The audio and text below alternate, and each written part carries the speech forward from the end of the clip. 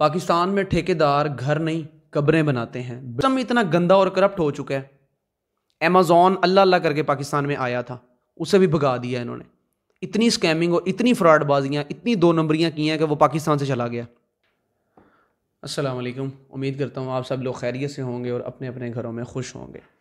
ترکی کے 10 بڑے شہروں میں 9 لاکھ سے زیادہ عمارتیں تباہ ہو چکی ہیں، جس میں بہت سے نامی گرامی بلڈرز کی بنائی ہوئی بلڈنگز شامل ہیں۔ ترکی نے جب ایکشن لیا تو ان سب کے نام، بلکہ ان سمیت بہت سے لوگوں کے نام ECL میں ڈالے گئے تاکہ وہ ملک چھوڑ کے بھاگ نہ جائیں۔ ان سب کے چلتے ایک معروف بزرگ بلڈر آئیدن دورسون بھی ہیں، جن کے بنائے ہوئے تقریباً 50 سے زائد رہائشی منصوبے، جن میں سے کسی ایک منصوبے کے یا ایک عمارت کے گرنے کی کوئی اطلاع ابھی تک موصول نہیں ہوئی۔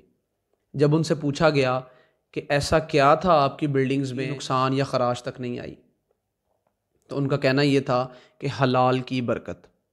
یہ وہ انسان ہے جس نے نہ کسی یونیورسٹی، نہ کالج، نہ کسی ادارے سے سول کی کوئی ایسی تعلیم حاصل کی ہے، یا جو کہا جائے کہ ان کے پاس کوئی ایسی ڈگری ہے سول انجینئرنگ کی، آرکیٹیکچرل ڈیزائننگ کی، کوئی ایسی ڈگری ان کے پاس موجود نہیں ہے۔ بلکہ ان سے پوچھا گیا کہ آپ نے یہ کام کہاں سے سیکھا، تو ان کا یہ کہنا تھا کہ یہ کام ہمارا خاندانی کام ہے۔ بلڈنگز بنانا، عمارتیں بنانا، گھر بنانا، یہ ہمارا خاندانی کام ہے۔ یہی وجہ ہے کہ اس شخص کے آج کل سوشل میڈیا پہ بہت سے چرچے ہیں۔ ان کا کہنا یہ بھی تھا کہ میری بنائی ہوئی تقریباً تمام بلڈنگز میں سے کسی ایک بھی بلڈنگ کے گرنے کی اطلاع تو دور کی بات، کسی ایک کو خراش تک نہیں آئی۔ اس نے ایک چھوٹی سی چیز نہیں چھوڑی، حلال نفع اور نقصان۔ اس سب سے ہمیں یہ سبق لینا چاہیے کہ رزق حلال کی اللہ تعالیٰ سے دعا مانگیں، اللہ تعالیٰ ہمیں رزق حلال دے، ہمیں ہر اس بری چیز سے دور رکھے جس سے ہمیں نقصان ہو سکتا ہے۔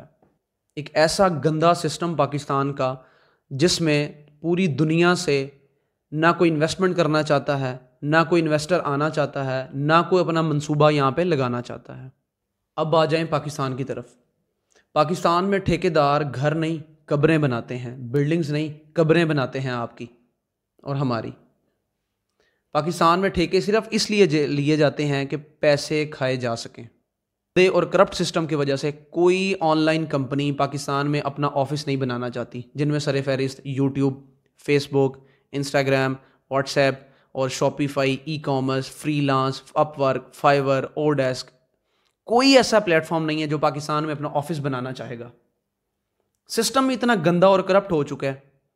ایمیزون اللہ اللہ کر کے پاکستان میں آیا تھا، اسے بھی بھگا دیا انہوں نے۔ اتنی سکیمنگ اور اتنی فراڈ بازیاں، اتنی دو نمبریاں کی ہیں کہ وہ پاکستان سے چلا گیا۔ Because they know we are corrupt as a nation. میری اللہ سے دعا ہے کہ اللہ نہ کرے کہ پاکستان میں کبھی ایسا ترکی جیسا زلزلہ آئے یا ترکی جیسی آفت آئے۔ اگر وہ آئی تو پاکستان کے ٹھیکیداروں نے قبریں بنائی ہوئی ہیں جو کہ ہماری قبریں پہلے سے تیار ہیں۔ اللہ نہ کرے کہ کبھی پاکستان میں کوئی ایسی آفت آئے جس کے چلتے ہم سب کو وہ بھگتنا پڑے جو ہم نے سوچا نہ ہو۔ اللہ تعالیٰ آپ سب کو اپنے حفظ و امان میں حلال کمانے کی توفیق دے۔